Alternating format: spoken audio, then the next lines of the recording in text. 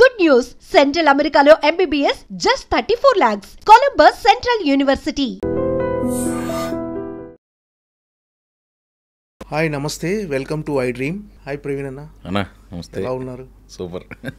ఏంటి అసలు మీడియాలో ప్రవీణ్ అన్న కనిపించడం చాలా అరుదు. ఎందుకని అసలు? అంటే మీడియా ఫోబియా అనే ఏమన్నా? అలా ఏం లేదన్నా, మీడియా లేకుండా ఎలా మా సినిమాల ప్రమోషన్ అంటే ఇంటర్వ్యూలు ఇవన్నీ చాలా తక్కువ అనమాట. మీరు ఎక్కువ పని చేసుకుంటూ వెళ్ళిపోతుంటారు. కానీ పని అని కదన్నా, ఎక్కువ భయపడింది టు బి ఫ్రాంక్ నీకు చెప్పడానికి. నీ ఇంటర్వ్యూ వెళ్ళిన తర్వాత యూట్యూబ్లో చిన్న చిన్న క్లిప్లు కట్ చేసి థంబ్నెయిల్స్ పెడతారు కదన్నా. ఓకే, అవి చాలా దారుణంగా ఉంటాయండి. అవి ఎవరు పెడతారో నాకు తెలియదు, కానీ దానికి భయపడి ఇంతకాలం యూట్యూబ్ ఇంటర్వ్యూలు ఇవ్వలేదన్నా. ఓకే. సో ఇవాళ నీకు నాకు పెద్ద పెద్ద వాళ్ళు అడిగితే కూడా సార్ మీకు దండం పెడతా, ఇది పరిస్థితి. ఎందుకంటే ఆ థంబ్నెయిల్స్ ఎంత దారుణంగా పెడతారంటే మీకు తెలియదు కదా. మళ్ళీ అవి రిపీట్ చేసుకుని ఆ టాపిక్ని మళ్ళీ రిపీట్ చేయడం నాకు ఇష్టం లేదు. కానీ దానివల్ల ఎక్కడి నుంచో ఊరి నుంచి ఫోన్ చేసి ఏంటి ఇదంట కదా అని అడుగుతుంటే ప్రశాంతంగా ఉన్న జీవితంలోకి ఆ ఫోన్లు వచ్చి ఎంత డిస్టర్బ్ చేస్తాయి. అంటే ఆ థంబ్నెయిల్స్ పెట్టే వాళ్ళకి ఎంత అంటే మరి ఏ రకమైన లాభం ఉందో నాకు తెలియదు. కానీ మీకు వచ్చే లాభం కంటే మేము సఫర్ అయ్యేది ఎక్కువ ఉంటుంది. అదైతే వాళ్ళకి చెప్పాలనుకున్నాను నేను. Okay okay. అంటే ఇంటర్వ్యూలు ఇవ్వకపోయినా మీరు ఎక్కడైనా ఈవెంట్కి వచ్చినా అవి థంబ్నెయిల్స్లో వెళ్ళిపోతుంటాయి, థంబ్నెయిల్లా పెట్టేస్తుంటారు ఎక్కువ అన్న. ఇప్పుడు నేను ఉన్నానన్నా, పెద్దోళ్ళు ఎవరో మాట్లాడితే ఇప్పుడు మనకు ఒక విషయం తెలియాలంటే ఎవరైనా చెప్పాలి ఆర్ ఎక్కడైనా చదవాలి. ఓకే. మనం అంత జీవిత సారాన్ని ఏమి కాసి పడిపోవచ్చు అని చెప్పడానికి ఇంకా టైం ఉంది. చెప్పే వయసు వచ్చినప్పుడు చెప్దాం. పెద్దోళ్ళు చెప్పింది వింటూ ఉంటాను, నేను ఎక్కువ వింటాను. అందుకే మన ఆడియో ఫంక్షన్లో కూడా ఎక్కువ థ్యాంక్స్ చెప్పేసి సినిమా ఆశీర్వదించడానికి అంతవరకే మాడతాను నేను పెద్దగా. కానీ ఈ ఇంటర్వ్యూ విషయంలో మాత్రం మీరు అలా సఫర్ అవ్వకుండా, రాంగ్ థంబ్నెయిల్ వెళ్ళకుండా 100% మీకు assurance. Thank you so much. మీరు లోపల ఏది మాట్లాడారో అదే ఉంటుంది ఖచ్చితంగా థంబ్నెయిల్. ఏంటి భయ్య, ఎలా ఉంది జర్నీ? బాగానే ఉందన్న. దిల్ రాజు గారు ఇచ్చారు ఫస్ట్ అవకాశం, కొత్త బంగారు లోకం.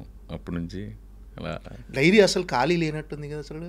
అలా ఏముండదన్న, ఖాళీ వస్తూ ఉంటుంది. ఒకసారి క్యాన్సిలేషన్లు ఉంటాయి, వర్షాలు ఉంటాయి. ఏదైనా క్యాన్సిలేషన్ అయితేనే ఆ రోజు కొంచెం ఫ్రీ ఉంటుంది. అలానేం కదా మరి 365 days అంత పని ఉంటుంది. సండే అలాగే షూటింగ్ ఉండదు ఎప్పుడో. కానీ మధ్య మధ్యలో 1-2 రోజులు గ్యాప్లు వస్తూ ఉంటాయి ఎవరికైనా.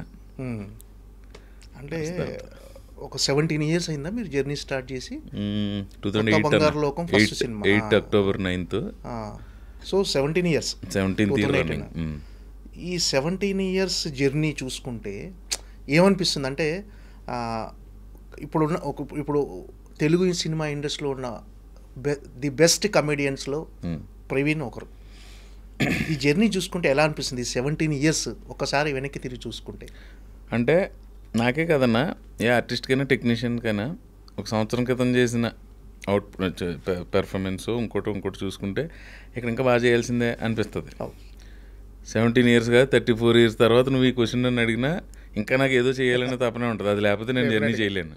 బట్ కొంత సాటిస్ఫాక్షన్, ఇక్కడికి వచ్చి 200 సినిమాలు చేసి మనం తెలుగు సినిమా ఇండస్ట్రీలోకి వచ్చి అంటే అది ఖచ్చితంగా భగవంతుడి ఆశీర్వాదం. ఆ సాటిస్ఫాక్షన్ అయితే ఉంది. ఇంకా ఏదో చేయాలని ఇది ఉంటుంది కదా, అది లేకపోతే జర్నీ కంటిన్యూ. తెలుగు సినీ పరిశ్రమలో మీకంటూ ఒక మార్క్ అయితే ఉంది డెఫినెట్గా కమెడియన్గా. సో ఒక్కసారి రివైండ్లోకి వెళ్తే అసలు మీ జర్నీ అసలు ఎక్కడ, మీ నేపథ్యం ఏంటి అన్న? అసలు నేపథ్యం మా ఊరు అంతర్వేది అన్నది అందరికీ తెలిసిందే, చాలా ఇంటర్వ్యూలో చెప్పాను. ఫ్యామిలీ అంతా రైతు కుటుంబమే. అక్కడ నుంచి వచ్చి ఇంక ట్రయల్స్ మొదలుపెట్టి కొంతకాలం అయిన తర్వాత మళ్ళీ వెళ్ళిపోయి అదేదో ఒక షూటింగ్ దగ్గర సునీల్ గారు కనపడితే ఆయనకి నాకు ఎందుకో ర్యాపో కుదిరి తర్వాత అలాగా ఒక పరుగు సినిమాలోకి రావాలని ఎందుకు అనిపించింది అసలు? అది కాలేజీ రోజుల్లో పడిందన్న. మనకు కుటుంబ నేపథ్యంలో లేదు, ఎవరు లేరు. కాలేజీ చదువుకున్నప్పుడు కొంచెం స్టేజ్ మీద అవి పెర్ఫార్మెన్స్లు చేసినప్పుడు మల్కీపురం డిగ్రీ కాలేజీలో అక్కడ చదివినప్పుడు పడింది యాక్టర్. అక్కడ బీజం పడింది, అక్కడ పడింది. ఓకే. అంటే ఒక పలానా చిరంజీవి గారినో గ్యారంటీ చిరంజీవి గారు ఎవరిని చూసి ఇన్స్పైర్ అయ్యి, చిరంజీవి గారు, బాలకృష్ణ, ఒక ఆర్టిస్ట్ అంటూ ఒక హీరో ఉంటాడు మనకు, హీరో. ఆ హీరోని చూసి ఇన్స్పైర్ అయ్యి సినిమాలోకి వచ్చినామని చాలామంది చెప్తుంటారు. అంటే మీరు ఇన్స్పైర్ అయిన హీరో ఎవరు అసలు? నా ఫేవరెట్ హీరో చిరంజీవి గారు అన్న.